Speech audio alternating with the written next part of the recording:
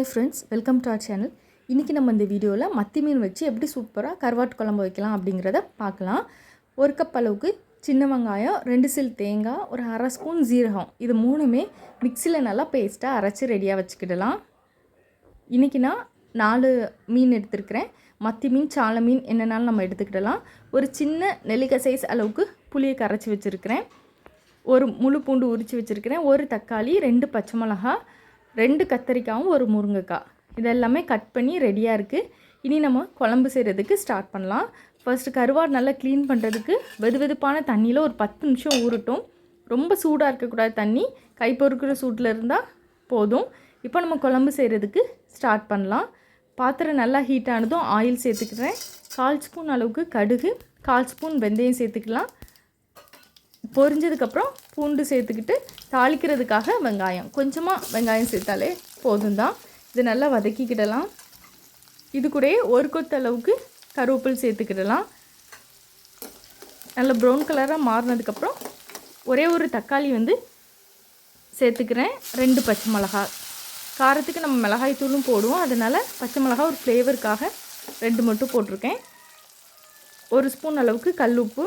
கருவாட்டு குழம்புல பாதி உப்பு போடணும். கருவாடு போட்டதுக்கப்புறம் நம்ம மீதி செக் பண்ணிக்கலாம், ஏன்னா கருவாட்டிலே கொஞ்சமாக நமக்கு உப்பு இருக்கும். 1/2 ஸ்பூன் மல்லித்தூள், 1 ஸ்பூன் மிளகாய்த்தூள், 1/4 ஸ்பூன் மஞ்சள் தூள், இதை சேர்த்துட்டு ஒரு 2 நிமிஷம் வதக்குனதுக்கப்புறம் நம்ம கரிஞ்சிடக்கூடாது. உடனே அரைச்சி வச்சுருக்க தேங்காய், சின்ன வெங்காயம், சீரகம் பேஸ்ட்டை சேர்த்துட்டு 1 நிமிஷம் மட்டும் வதக்கிட்டு வெஜிடபிள்ஸ் எல்லாம் சேர்த்துக்கலாம். வெஜிடபிள்ஸை வதங்கினதுக்கப்புறம் நம்ம புளிக்கரைசல் சேர்த்துக்கிடுவோம். மாங்காய்லாம் சேர்த்தோம் அப்படின்னா புளியோட அளவு நம்ம கம்மி பண்ணிக்கிடலாம்.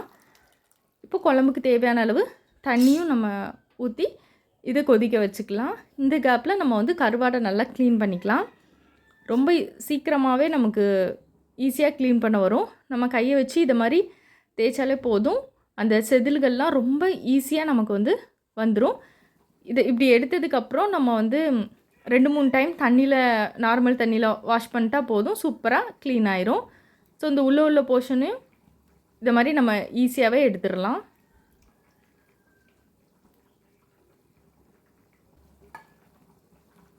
இது மாதிரி எல்லா துண்டுகளையும் நம்ம பண்ணிடலாம். ரொம்ப ஈஸியாக வரும். ரொம்ப அழுத்தி பண்ணக்கூடாது, அந்த மீன் நமக்கு பிஞ்சு போய் வந்துடும்.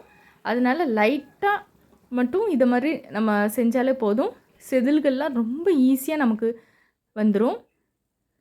உள்ள அந்த குடல் பகுதி தேவையில்லாததும் ஈஸியாக லைட்டாக பிச்சாலே போதும், நமக்கு ஈஸியாகவே வந்துடும்.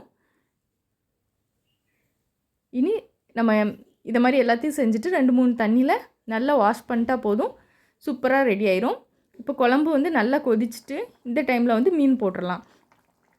மீன் போட்டு நம்ம குழம்புலாம் வற்றி ஒரு 10 நிமிஷத்துலேயே நல்லா சூப்பராக கருவாடு நல்லா வெந்து நமக்கு நல்ல வாசனையாக ரெடி ஆயிரும். கருவாடு போட்டுட்டு ஒரு 5 மினிட்ஸ் கழித்து உப்பு செக் பண்ணி பார்த்துக்கலாம். தேவைப்பட்டுச்சுன்னா கொஞ்சமாக போட்டுக்கலாம். அவ்வளோதான், சூப்பராக மணக்க மணக்க கருவாடு ரெடி ஆகிட்டு நீங்களும் உங்கள் வீட்டில் ட்ரை பண்ணி பாருங்கள். சூப்பராக இருக்கும் இந்த கருவாட்டு குழம்பு. தேங்க்ஸ் ஃபார் வாட்சிங்.